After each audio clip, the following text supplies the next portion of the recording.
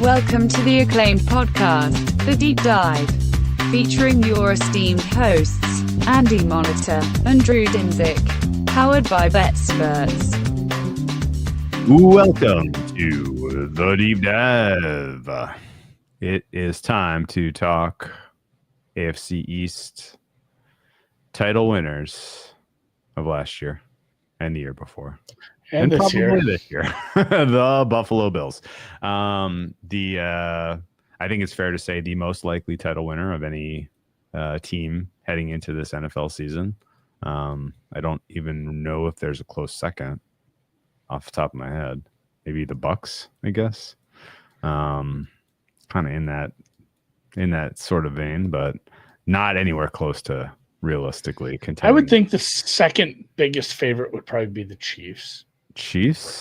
And then Baltimore, Ravens. Yeah, a timely reference from our must be watching the WNBA, Patrick. The team most likely to have a dildo on the field. Of the football teams, yeah. I agree with that.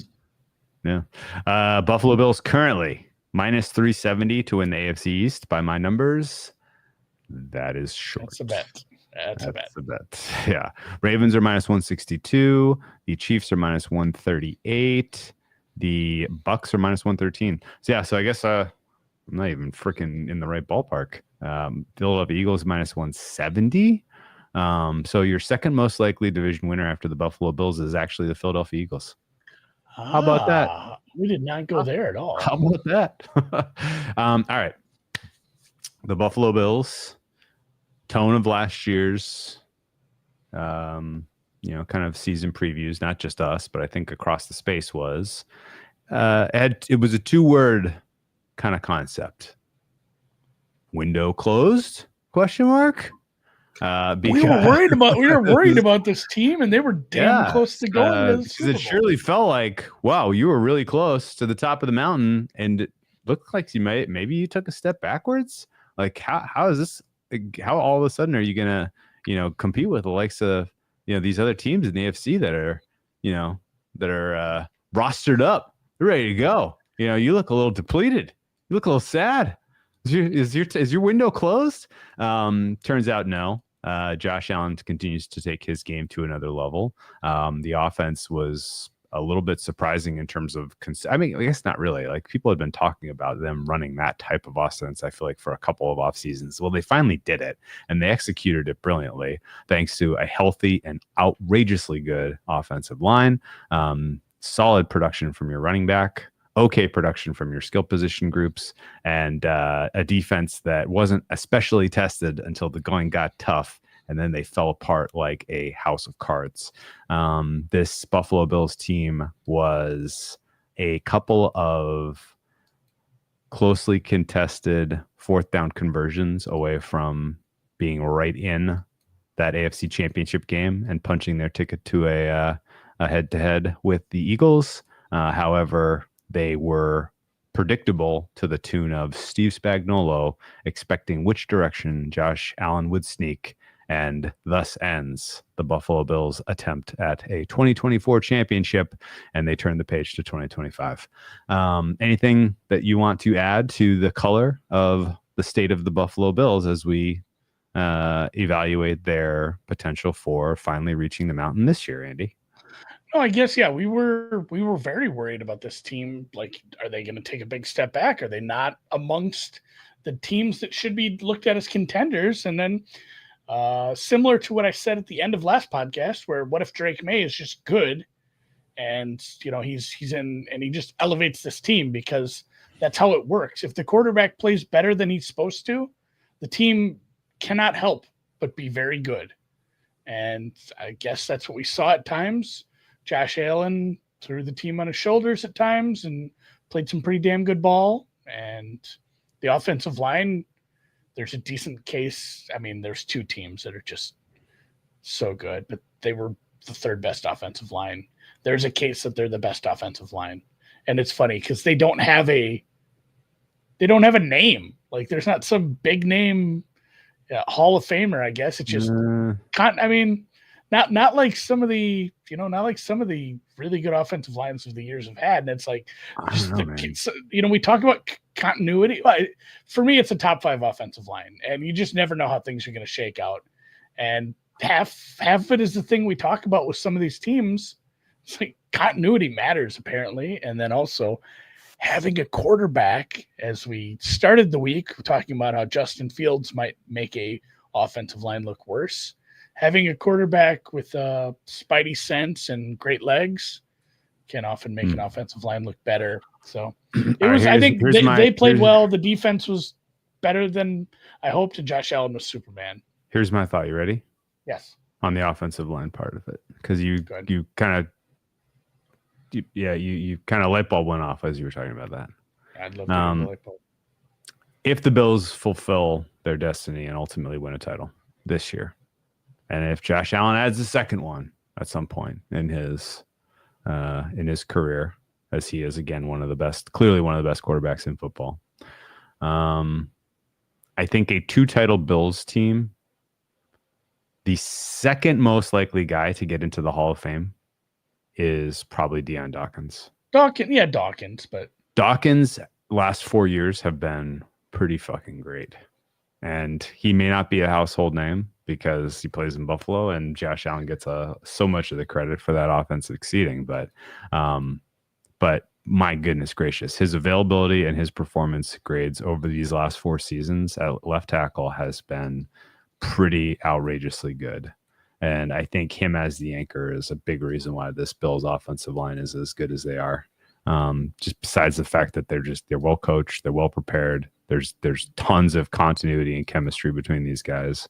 And I think it's the same 5 guys that are back. Yeah. The continuity continues, as continuity often does when it stays together. Do you think there's a more likely Bill to find themselves in the Hall of Fame if there's 2 from this group? Probably Joey Bosa. I mean, if he has like 4 more good years, he's just gonna have counting stats, man. I mean, if he has 4 more good years, then the Bills might win 2 Super Bowls. Yeah, I mean, let's see, he has 2 really good years and then 3 more semi-productive. The counting stats are just kind of up there, and it's a name. And maybe I should chastise myself a little bit. Apologies to Dawkins, and he is very, very good. And if you look at his stats and grades and everything, he's been good for a long time. I don't know why he's not in the conversations of the Trents and the Lanes and even the Pennies. Like, these are just I don't know, they're the guys, and he doesn't seem to get the shine. So, you know what? This is a Deion Dawkins podcast now, and we're brought to you by Circus Sports and Deion Dawkins' legacy. And to be fair, I have a pretty high rating on this offensive line again. Yes, same. All right. The 2020, we kind of commented, I guess, already on the 2024 season, but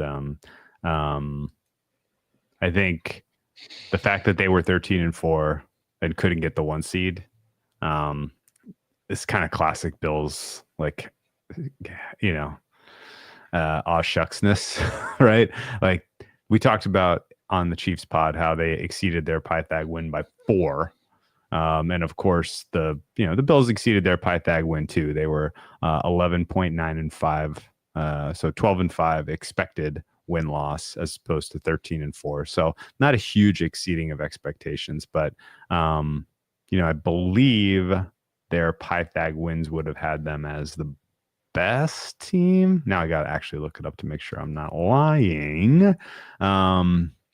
Their Pythag wins for 2024 was the Lions were the highest. How about that? Lions were the highest. The Ravens were 11.93. The Lions had so many games where they just put up 40, and that your Pythag always looks better when you have some of those just big outputs. And Sam, not enough people talk about how bad this defense was last year. That's from a neutral standpoint. That's what made Bills games awesome, because it was like, Josh Allen's got to go do it again. Got to go get some more points. Got to keep it up. Got to keep pinballing down there.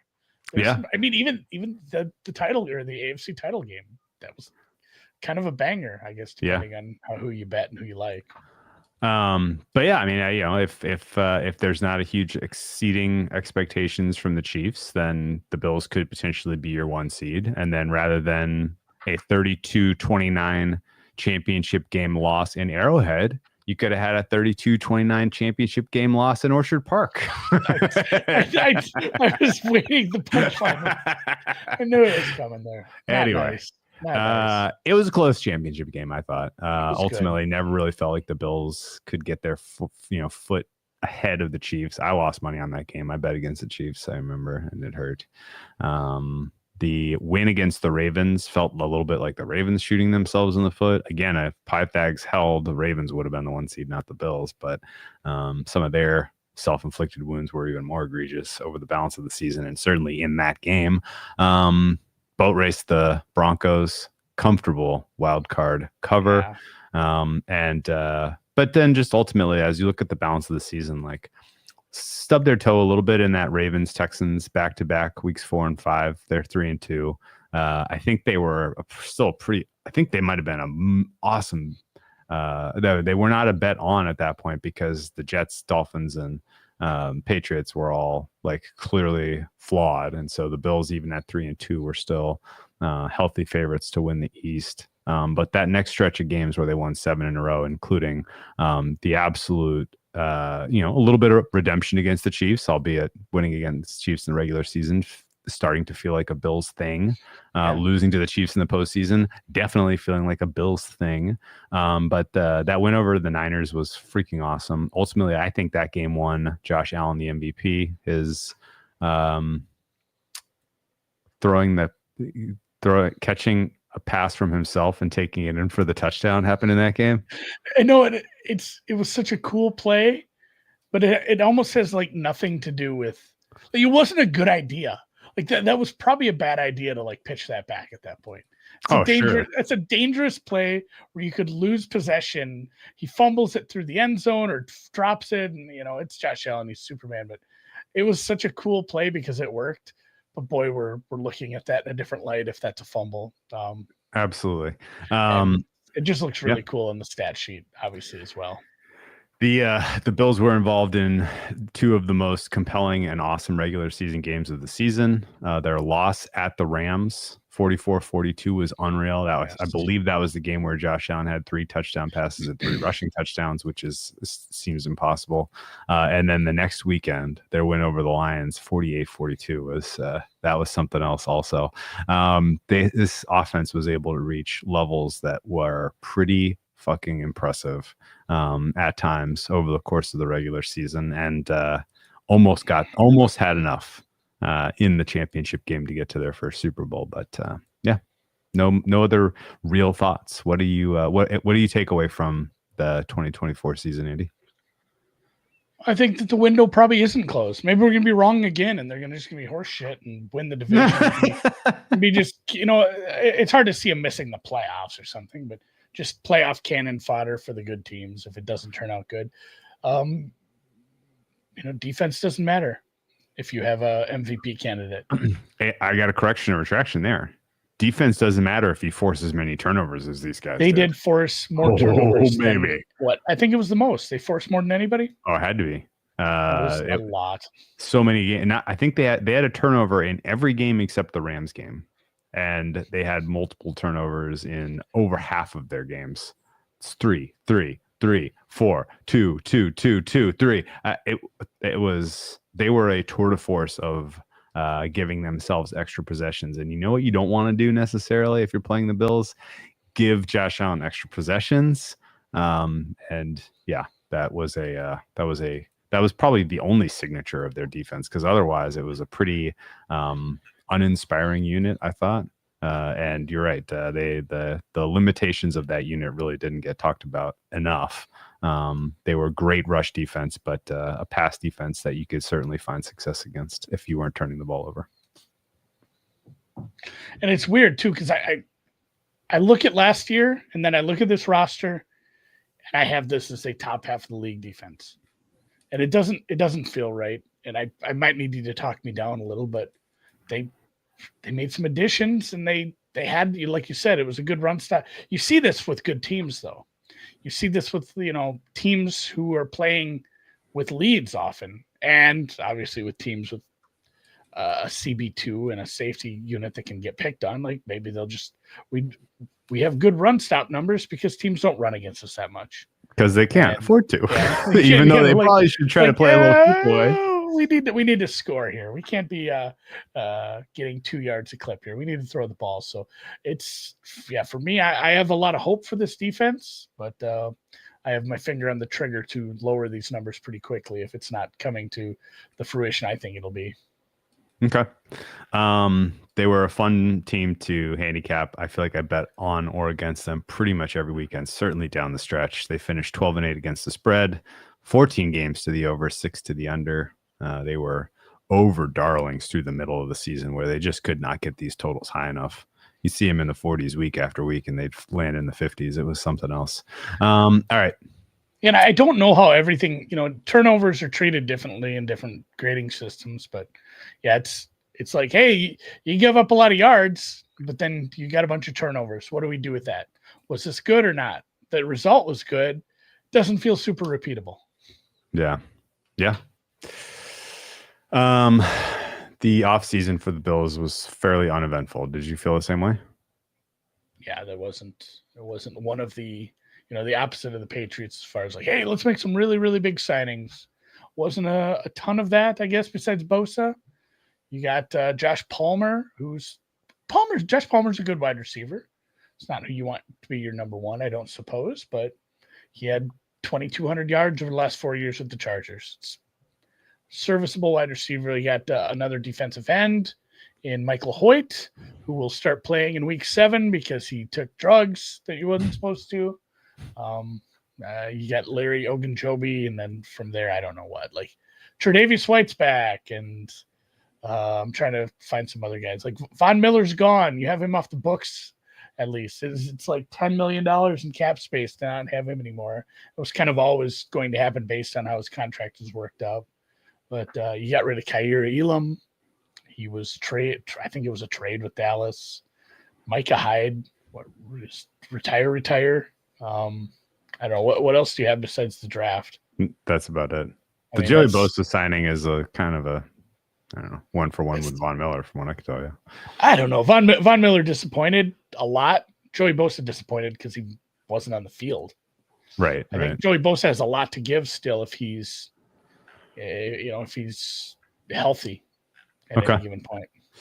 Yeah, I think you retained all of your good important players, from what I can tell you, and yeah, I think Daquan Jones,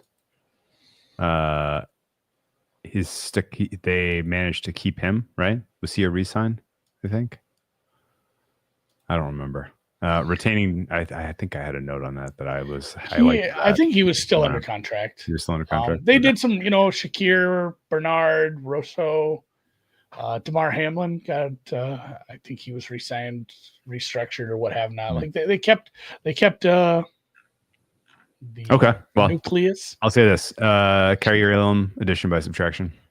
That guy cost you the championship game, probably. All right.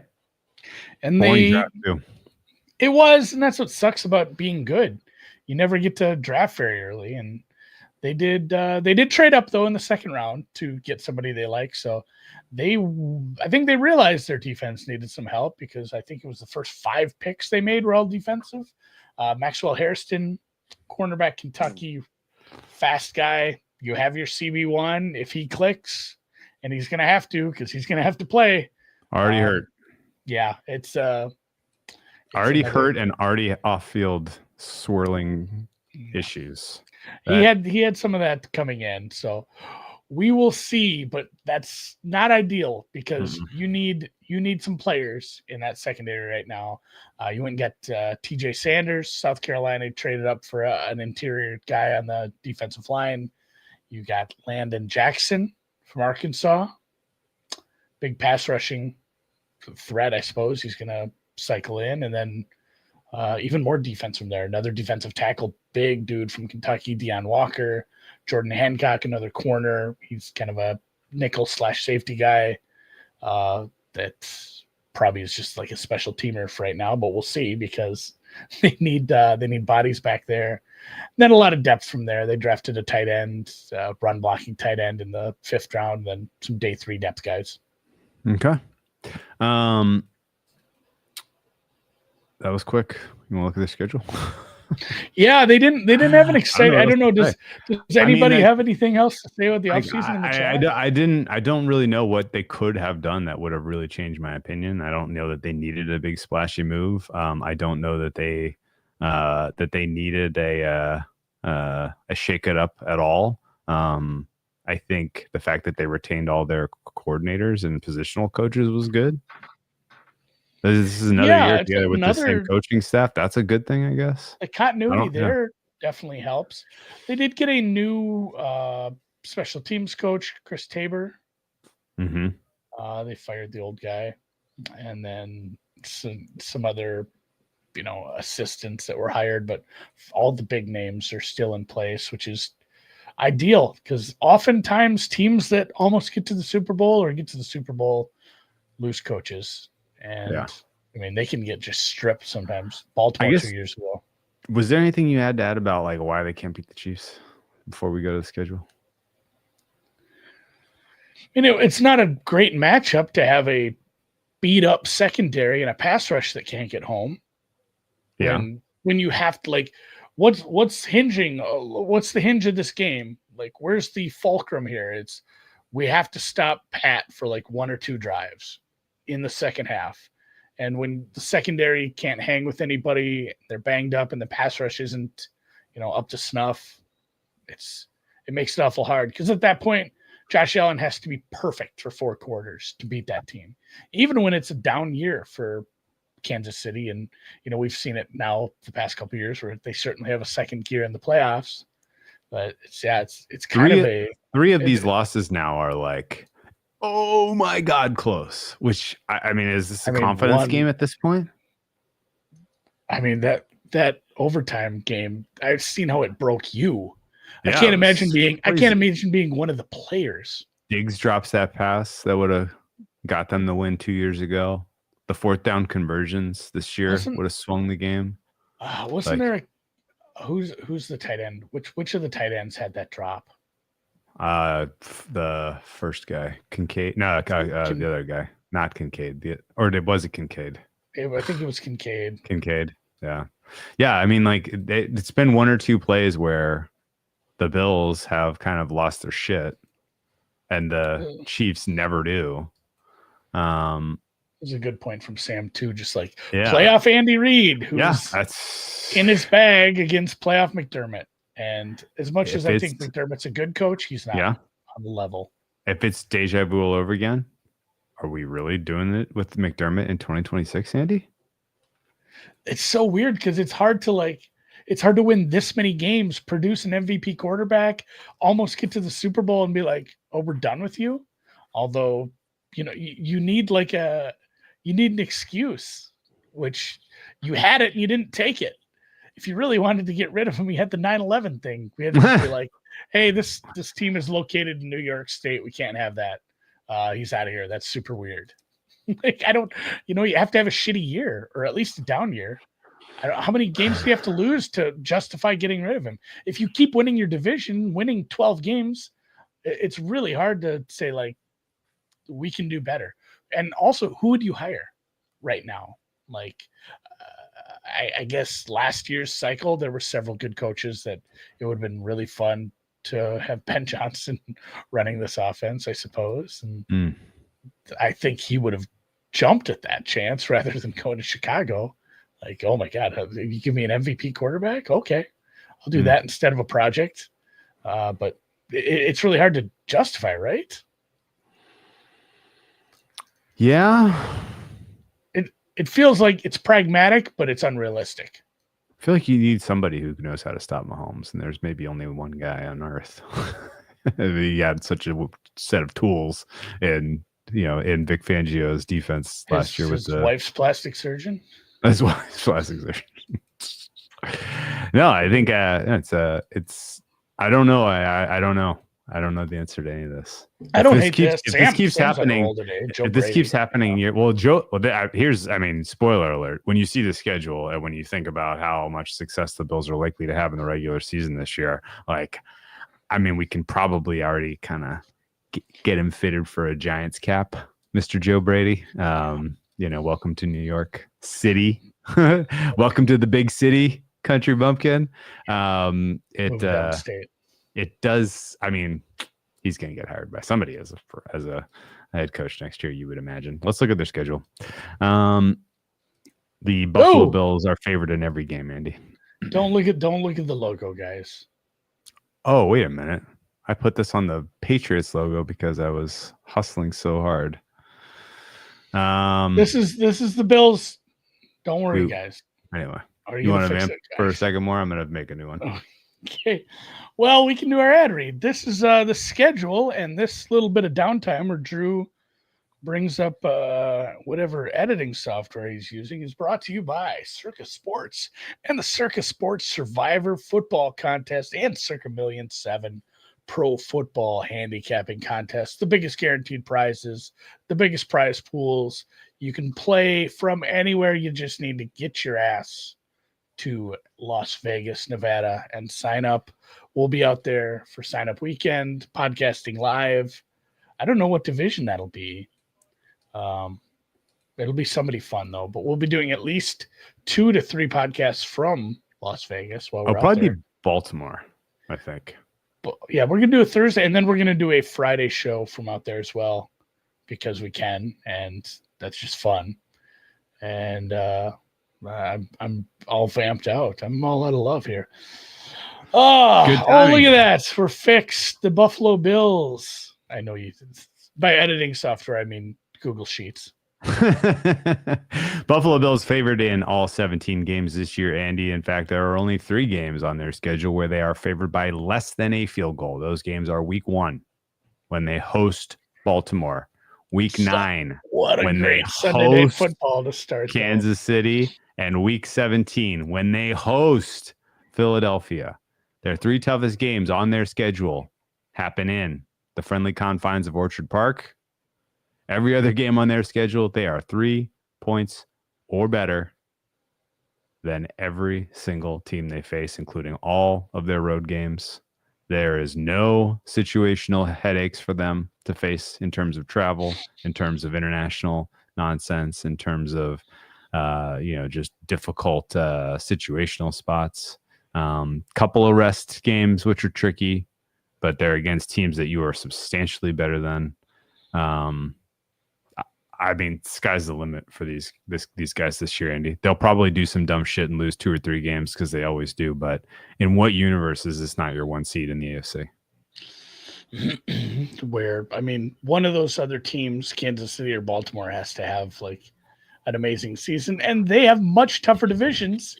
And it's funny, we talk about we mentioned this during the New England podcast, but there's some really good pass rushes in this division. Well, you have a really good scrambling quarterback and the best offensive line in the division. Like any strengths that New York, Miami, or New England could throw against you are kind of neutralized by a strength of yours. And then, like you said, outside of those big 3 games against, 3 of the best teams that we have here, it's a ton of stylistic matchups that are fine, even in the tough road games. What is the toughest road game? I'm going to go with probably Houston. I guess. That's it. I guess. You know what? And I know Pittsburgh's rated lower, but Pittsburgh and Houston always has kind of stuck their finger in the Bills' eye for some reason. I know, but it's a Thursday game. I don't trust that coaching staff and that quarterback on a short week either. Atlanta Monday night. No. Wow.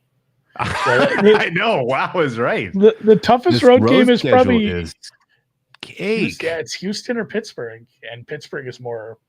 It's not even a night game at Pittsburgh. It's just a 3:05. Yeah. Oof. They don't. Yeah. The Miami game is out of the time of the season where you have the giant thermometer. Yeah. Man, the Carolina game is Carolina. The Atlanta game is Atlanta. Like just teams that you're gobs better than you. Yeah, you play Cleveland. You play. How'd they get some of these teams on their schedule? Doesn't seem fair. I know we have. The AFC East got soft schedules in general, which is why the Patriots are, are expected to do so well. Yeah, the three toughest games they have are at home, and then the toughest road game is they're going to be favored by like 4.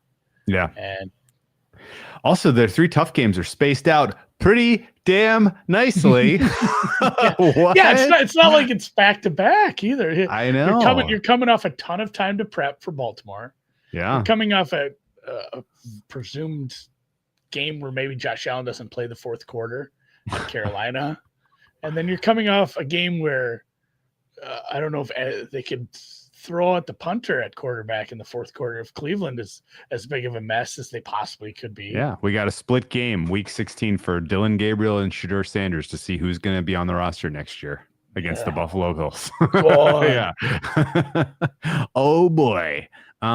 Yeah, I mean, 11.5 implied wins just by adding up the win probabilities here. That's absurdly high. If you beat Baltimore week 1, which is a massive if, because Baltimore is, of course, very, very close to you. Very tough test. Maybe high, neutral, higher rating. A higher neutral rating. Spoiler alert. But they're in your house. You got that rocking crowd on Sunday Night Football. That's a nice spot to be in. I think if you win that game, you are 8-0 hosting the Chiefs, who will at that point likely have had a couple of losses because their schedule is so much harder. And then if you win the Chiefs, that's a 2-game swing. Yeah. If you win the Chiefs game, I mean, when's your first loss? A surprise like sleepwalking against Tampa? A surprise Houston pass rush gets the better of you? At that point, your 2 most likely losses are NFC games. Yeah. Which don't affect you as much in the race for the 1 seed. Yeah. I guess like the markets already knows this. Like this shouldn't surprise or shock anyone. And if you haven't already looked at this price, well, again, spoiler alert, the Bills are the wild short shot for most wins this year. And that is very correct by my projections. And it's funny because I think it's worth fading them in last team to lose. Last team to lose because they could lose week 1. Yeah, very well. I think there's it's like, hey, this is they won 16 straight games. Yeah, that would be something.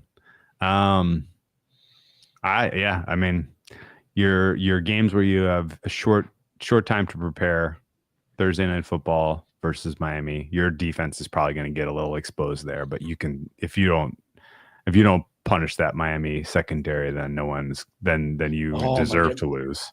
That's crazy on the timing. Just a real quick step back to Miami when Kader Kohu is out for the year. Yeah, out for the year. Yes. We were like, hey, he's hurt. We don't know. It stinks because that's another injury in camp. And then they're like, oh, done for the year. Like, yeah, Jack Jones, you're starting. Yeah. There are a couple of cornerbacks who can still play decent coverage who are unsigned. I think some of them may be wearing turquoise green this year. We'll see. Well, just as an aside, it's crazy how many teams need corners already right now. Actually, one of them used to be a Bill. Rasul Douglas is still unsigned. Did he just completely fall off a cliff? And I'm forgetting, or did he get hurt last year? I mean, I think there was an injury too. There was a moment where people were really excited about him. As Gilmore's old, but he'll get signed because if he wants to play, someone will sign him. There's just the Cowboys lost a corner. They need corners. The Browns lost a corner. They need corners. Like then there's nobody out there. It's a bunch of like 31-year-old dudes. It's pretty tough. So yeah, the Miami game, that should be fun. That's a really fun Thursday night game. Yeah, it is. Short time to prepare for a really difficult defense in Houston. That'll be a really fun game.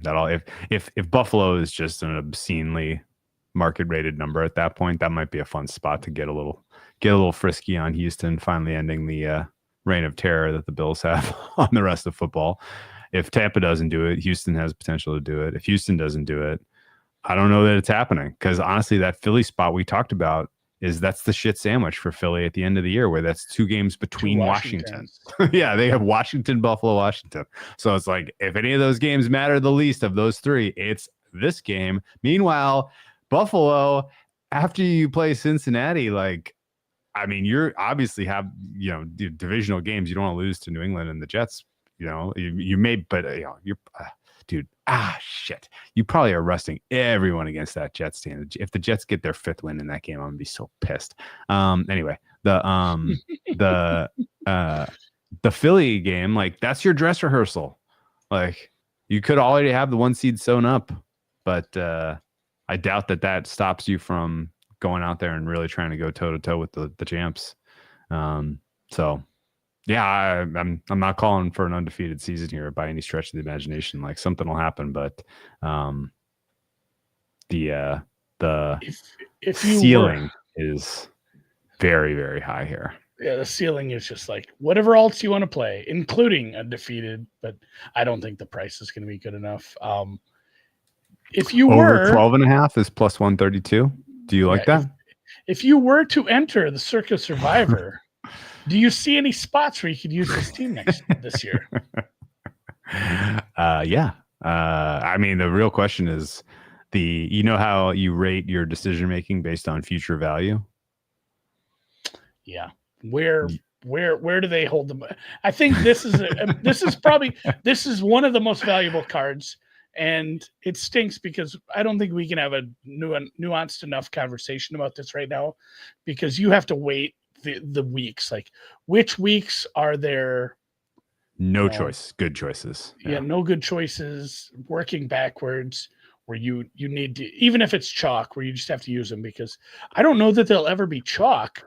Because there's like 7 spots to use them. Yeah, let's think through that when we're out there in Vegas, because we're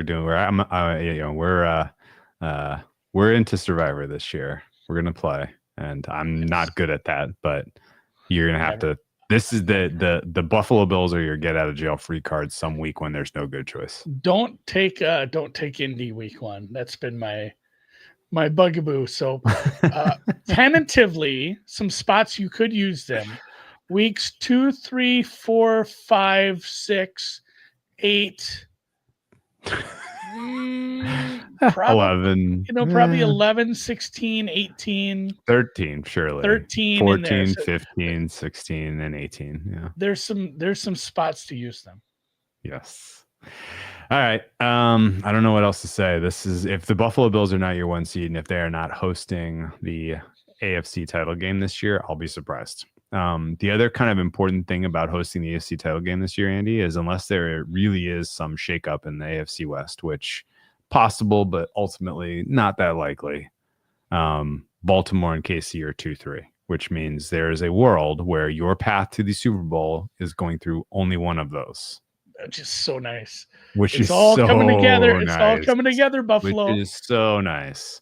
And I think ultimately, like, if you're playing the futures board, Buffalo is a must bet preseason, because if they win the Baltimore game, they're your last undefeated team, and they are short shot like crazy come December, is my general opinion. Disagree? Yeah, and like you said, if that's what you get, where you don't have to play both of those teams, which many years you've had to play 2 really tough teams, and obviously you haven't ever beaten them both. Can you imagine it just finally coming together? You got the MVP last year. You get if they were to, they'd be a slight dog to the Vikings or Commanders, whoever the fun team that wins. It'd be crazy to have a second-year guy in the Super Bowl, but man, we almost had a rookie in the Super Bowl last year. Not almost. I mean, they got the shit kicked out of them, but it's gonna be. There's some really good teams in the NFC, and I think they'd be a dog. But man, can you imagine opening up the Bills? I think they'd be a dog to the Eagles. Yeah, fucking close, though. I have a pretty high number on this team. Anyway, can you imagine? Being someone? Let's say someone 50 years old. You live up in Syracuse, Saratoga, wherever. Lifelong fan, love Wings, love your Bills. Heartbreak in your teenage years, just heartbreak 4 years in a row. 20 years it takes to get good again. Massive heartbreak. Don't even get to the Super Bowl over and over. You finally get it done. Can you imagine what the fucking tickets are going to cost for the banner raising day? Because it'll be in a new stadium. Imagine raising your banner in the new stadium. It'd be cool. I mean, the people could just those people could just die happy. Yeah, they might just walk into the lake after that. That's it. It's not getting better than that. No, I kind of want. Is this scripted? I know.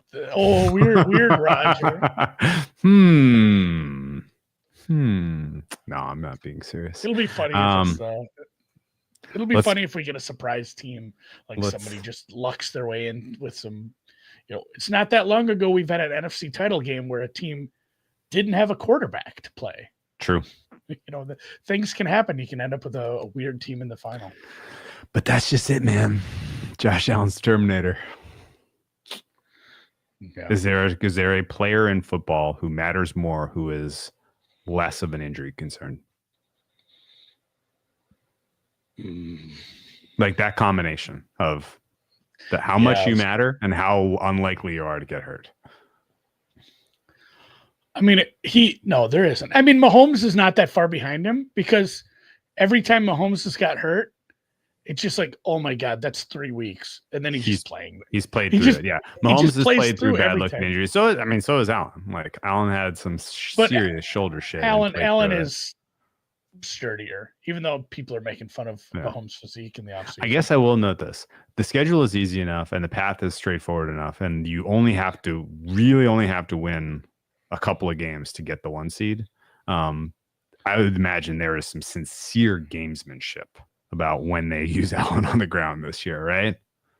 Like Allen rushing yards under is probably a fair bet with this schedule. Like they're not going to be. I know they're not calling it, but it feels like he's going to call it himself when he needs to.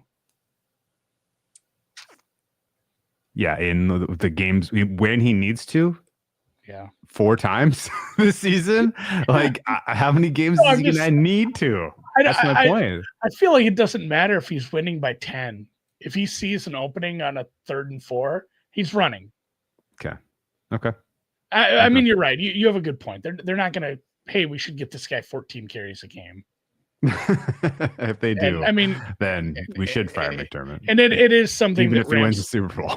Yeah, it is something that ramps up once you get to the playoffs. Like, all right. This is a necessity.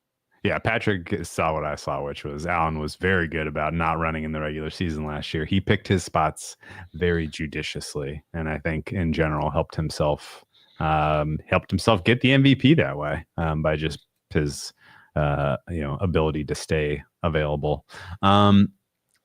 Rating for Allen and OC Brady, Andy. 9.1. Wow. 9.1. He's the MVP, most ballingest player. I'm actually higher.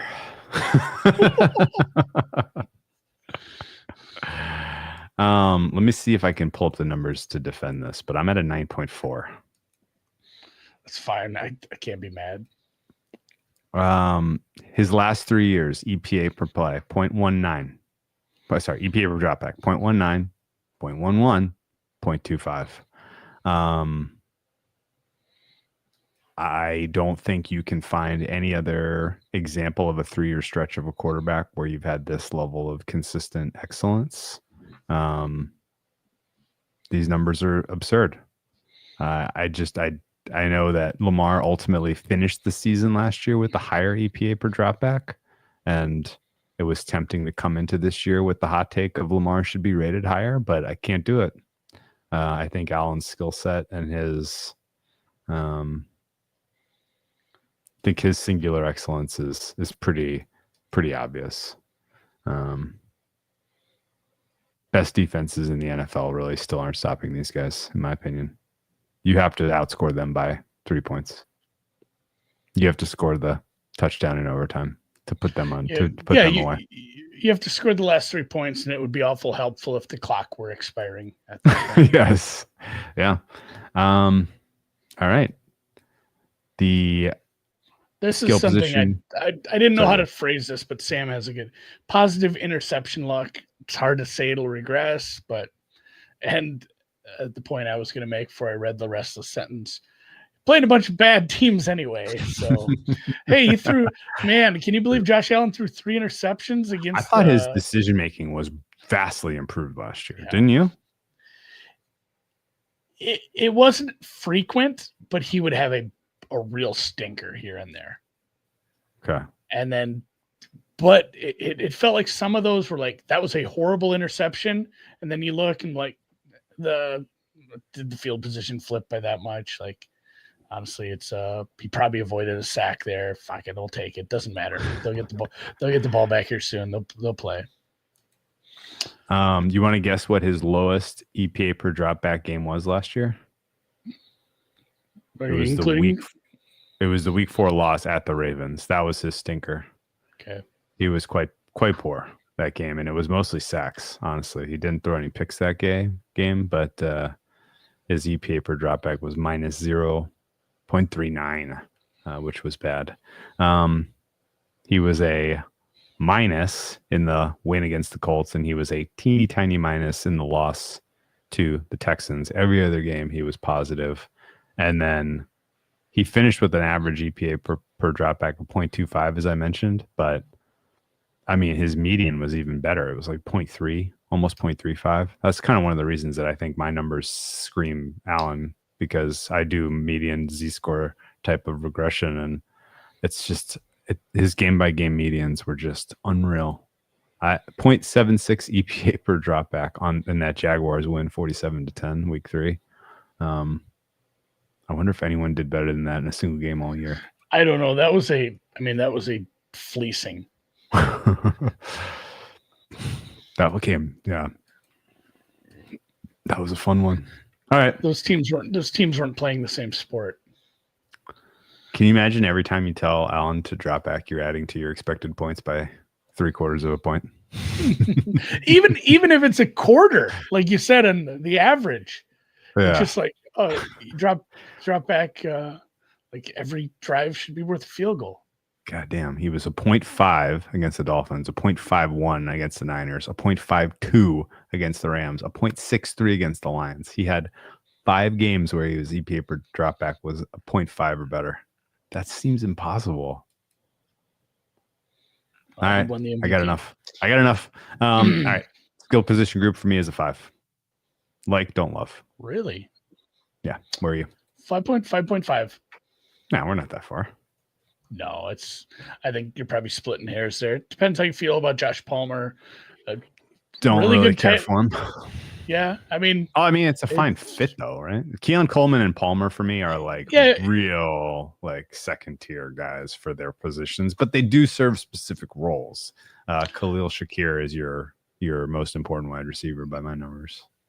Yeah, you got a good slot guy. You got 2 wide receiver 2s on the outside, and I'm not excited about Elijah Moore, as I don't think he's additive. Curtis Samuel is on this team. And then, you have 2 good tight ends. You drafted another one that you can use in some run blocking schemes. You have a good running back. You have Ray Davis or Roy Davis, depending on how you say it. You have Ty Johnson. You have a good running back room. It's above average. It's not great. Corrections retraction, by the way. Doesn't need to be. There was a singular performance by a quarterback that was better than Josh Allen's, and it was Lamar.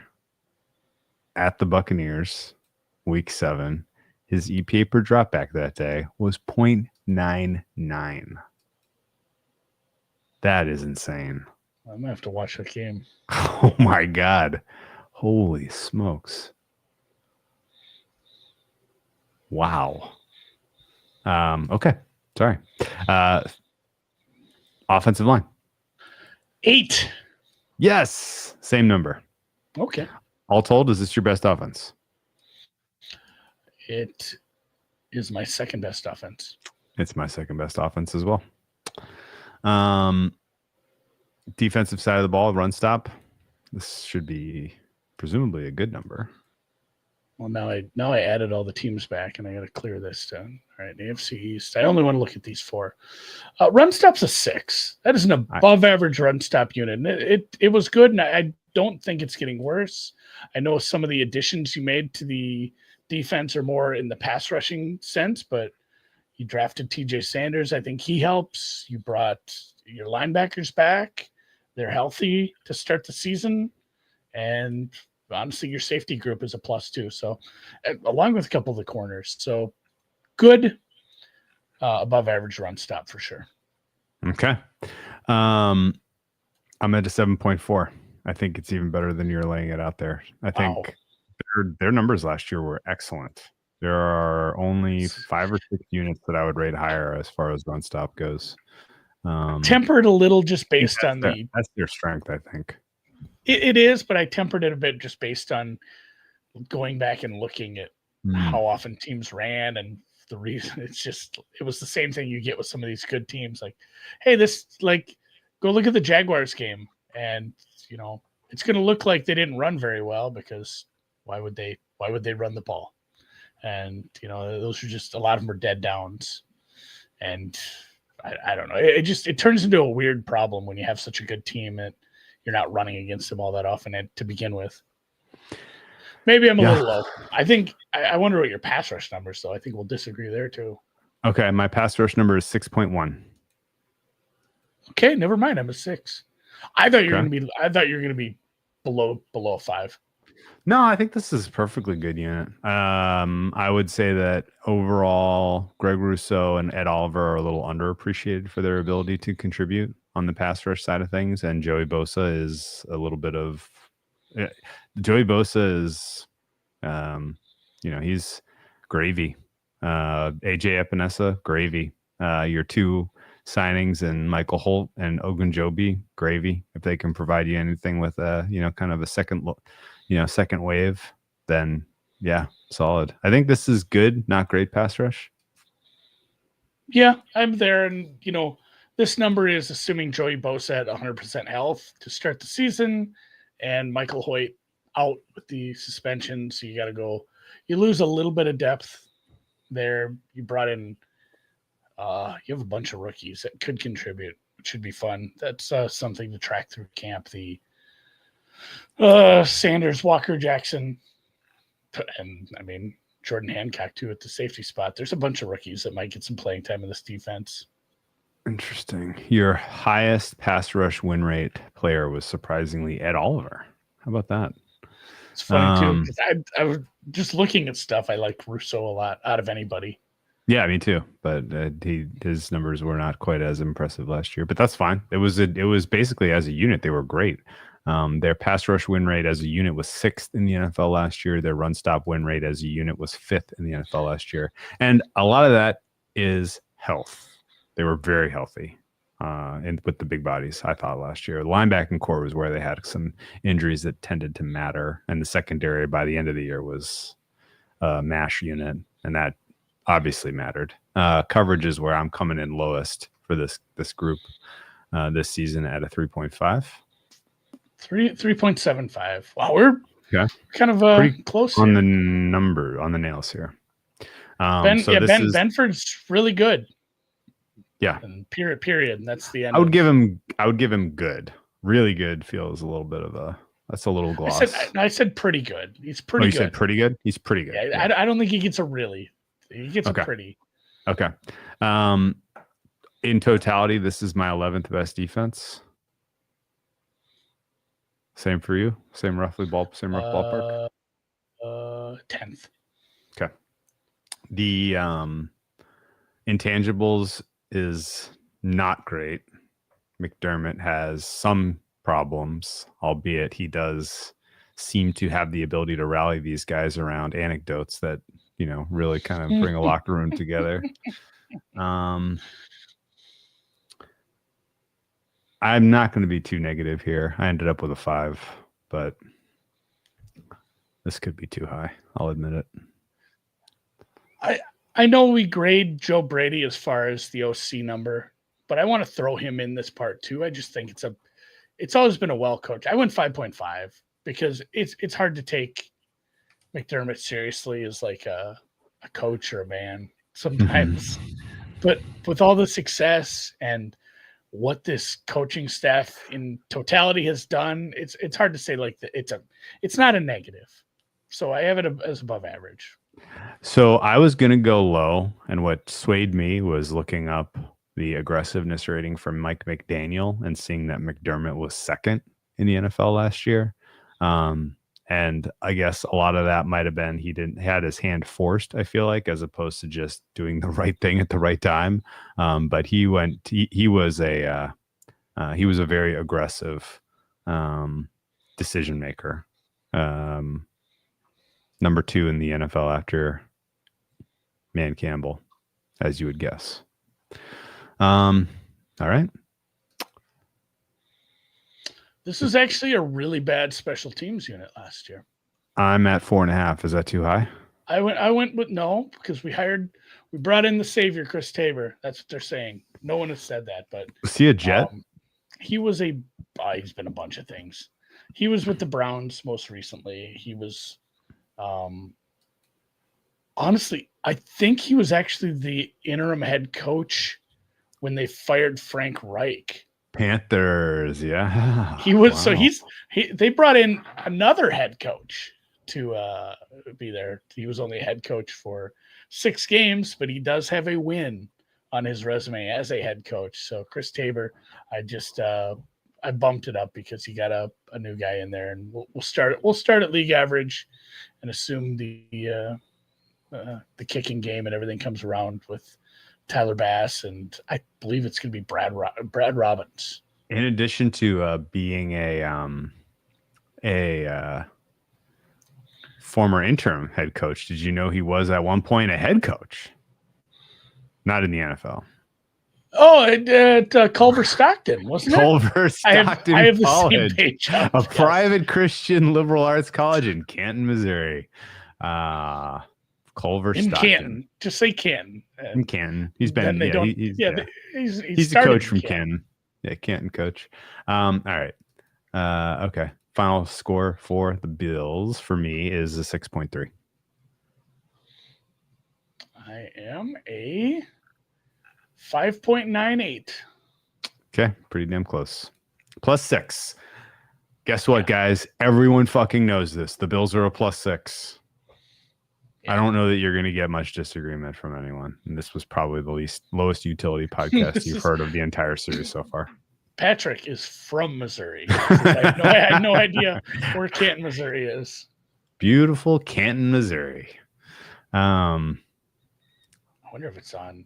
I did that drive from Kansas or from St. Louis to Kansas City once. This is an interesting note. Did you read this one already? And I missed you saying it. But Richard says McDermott's aggressiveness has fluctuated with how much he trusts the kicker.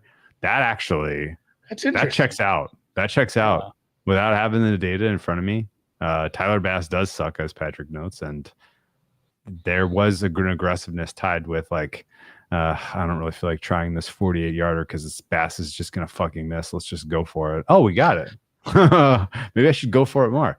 Anyway. So Bass on the team is probably worth 6 points because of fourth down decision making. They're going to pass on some field goals and score some touchdowns. If anything, the Tabor should see this and get a worse kicker. I love that. Every week, be like, we got to stick with this guy. He's missing everything, coach. He's missing everything. He's got one leg. I know. I wouldn't even try extra points. Go for 2. Just line it up. All right. I don't have much else to say other than the Buffalo Bills are a must bet now, at least now in the context of before the season starts, if you are going to play a futures book. Ultimately, are you going to lose equity if they lose a coin flip week 1 to the Ravens? Yes. But I think you will get that equity back relatively quickly, as they will be your team with the most wins when the dust settles in the regular season. I played Bills most wins at plus 350, I want to say, something around there, plus 350. I think 15 is very possible. I think 14 is sort of bad news. Something bad goes wrong, you're in the 13, 14 range. And then there's definitely a world where we're having discussions late in the season about if they're still undefeated week 18, are they going to play the starters? I think there's a possibility we get there with these guys. It's in the range of outcomes. One final Chris Tabor note. he has as a special teams coach, he has coached 5 Pro Bowl returners. 5. Yeah, he's 5. 5 returners have been the Pro Bowl returner under his.